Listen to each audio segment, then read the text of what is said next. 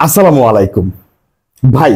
কি বলবো, মানে কোন জায়গা থেকে শুরু করবো আমি কিছু বুঝতেছি না। ফার্স্ট অফ অল হচ্ছে একটু অসুস্থতা, আপনারা দেখতে পাচ্ছেন যে আমার চোখের অবস্থা অতটা ভালো না, ভিডিও করার কোনো ইচ্ছে ছিল না। বাট এই মোমেন্টে এসে এই ম্যাচটার পর আমি ভিডিও না করে ভাই থাকতে পারবো না, মানে নিজেকেও বুঝাইতে পারবো না। এর পরেও ভিডিও করতে বসে গিয়েছি। এর কারণ একটাই, আমি আমার এই টিমকে নিয়ে গর্বিত এবং আমি আমার প্লেয়ারদেরকে নিয়ে গর্বিত ভাই। একটা চ্যাম্পিয়ন টিমের প্লেয়ারদের মেন্টালিটি এরকমই হওয়া উচিত, তাদের মেন্টাল গেম খেলা উচিত এবং সেটা তারা আজকে খেলেছে। এই ম্যাচটা যখন শুরু হবে, আর্জেন্টিনার যখন এই উরুগুয়ে ম্যাচটা শুরু হবে, তখন আমাদের সবার ভিতর একটা ভয় ছিল। কি ছিল ভয়টা? যে আমাদের এই প্লেয়াররা, যেখানে বেশ কিছু প্লেয়ার নতুন বলতে গেলে কি স্টার্টিং 11-এ প্রথম জায়গা পাচ্ছে, তারা কিভাবে আসলে দলটার সাথে মানায় নিবে, অ্যাডাপ্ট করে নিবে, এই জিনিসটা নিয়ে আমরা সবচাইতে বেশি ভয়ে ছিলাম। এবং দলের বেশ কিছু প্লেয়ার ইনজুরির জন্য বাইরে ছিল।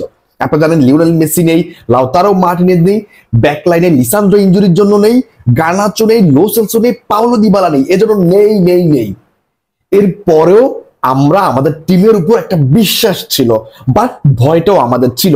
এবং ম্যাচের প্রথম হাফের 30 মিনিট কিংবা 25 মিনিট আমাদের সেই ভয়টা একদম একদম আমরা প্রমাণ পাইছি। আমরা যেটা ভয় করেছিলাম সেটাই হয়েছে। প্রথম 30 মিনিট আর্জেন্টিনা মানে ভীষণ রকমের বাজে খেলাটা খেলছে।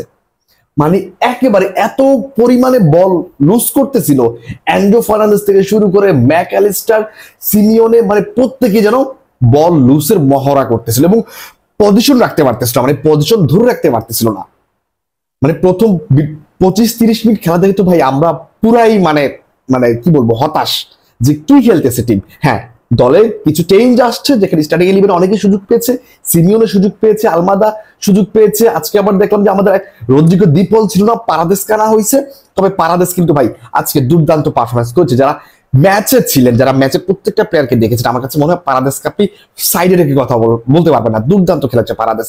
সো প্রথম 30 মিনিটের পর লাস্ট আমার কাছে মনে হচ্ছে যে লাস্ট হচ্ছে 15 মিনিট আমরা আবার একটু ম্যাচে আসা ট্রাই করেছি। বেশ কিছু অ্যাটাক ছিল লাস্ট 15 মিনিটে, দুই তিনটে অ্যাটাক কিন্তু ভালো ছিল, বিল্ড আপ করে অ্যাটাক গুলো করেছি আমরা। সো আমার কাছে মনে হয় যে লাস্ট 15 মিনিট আমরা আবার একটু ভালো খেলা ট্রাই করেছি এবং সেকেন্ড হাফ টাইমে গিয়ে আমরা আমাদের আসল খেলাটা দেখিয়েছি। একদম ডোমিনেট পারফরমেন্স ভাই। মাঝখানে এরকম এরকম পাস হয়েছে, ওয়ান টাচ পাস গুলা, মানে আমি জাস্ট অবাক যে এই টিমটা ফার্স্ট হাফে কি খেলছে আর এখন এসে কি খেলতেছে, মানে এত ডিফারেন্স কেন? মানে ফার্স্ট হাফে কি ছিল আর সেকেন্ড হাফ টাইমে এসে কি খেলাটা খেলতেছে, এই জায়গাটাতে হচ্ছে স্কলনের মাস্টার মাইন্ড গেম প্ল্যান। তিনি জাস্ট হচ্ছে ভাই সবকিছু চেঞ্জ করে দিছে সেকেন্ড হাফ টাইমে গিয়ে। এবং আমরা সেকেন্ড হাফ টাইমে গিয়ে পজিশনের পাশাপাশি আমরা ডোমিনেট ফুটবলটাও খেলেছি এবং আমাদের প্রত্যেকটা অ্যাটাক এত গোছালো ছিল, এত সুন্দর ছিল। আমরা কিন্তু আরো একটা গোল পেয়ে যেতে পারতাম, সেটা হচ্ছে এই আলমাদার কাছ থেকে। এবং আমি এখন মনে হচ্ছে ভিডিওর এই পর্যায়ে এসে আলমাদার কথা বলা উচিত ভাই। ও মাই গুডনেস ভাই, বক্সের বাইরে থেকে ওহো ডান পায়ের ভাই জোরালো শট, টপ কর্নার দিয়ে, মানে কি বলবো, ওয়ার্ল্ড ক্লাস গোল। তিনি কিন্তু এই কাজগুলো ভাই আটালান্টায় দীর্ঘদিন করে গেছেন, বা জাতীয় দলে সেই সুযোগটা পাচ্ছিলেন না প্রপার। এবং লিওনেল মেসির পরিবর্তে তার যে জায়গাটা নাম্বার 10, যে রোলটা, সেই রোলটা আজকে তিনি পালন করেছেন এবং তিনি সেটা আমার কাছে মনে হয় যে যথার্থভাবে পালন করতে পেরেছেন। আমি লিওনেল মেসির সাথে তুলনা করতেছি না, বাট আমার কাছে মনে হয় তিনি যথাসাধ্য পালন করার ট্রাই করেছেন এই আলমাদা। এবং তার হচ্ছে পজিশন চেঞ্জ, রান মেক, মানে দুর্দান্ত ছিল ভাই। পাসিং এবিলিটি, অ্যাকুরেসি, মানে এক কথায় দুর্দান্ত ছিল আজকে। পাশাপাশি আমি যদি আরেকটা ছেলের কথা বলি ভাই, জুলিয়ান আলভারেজ ভাই, সেকেন্ড হাফ টাইমে আমি মাঝে মধ্যে আমার কাছে মনে হতো যে জুলিয়ান আলভারেজ কি আমাদের নাম্বার 10 নাকি হচ্ছে আমাদের ফরওয়ার্ড। জুলিয়ান আলভারেজ একদম হচ্ছে মিড সার্কেল থেকে বল নিয়ে ড্রিবল করে ভিতরে ঢুকে যাচ্ছে। আমি সেকেন্ড হাফ টাইমে তার পারফরমেন্স দেখে কিন্তু ভাই আমি মুগ্ধ।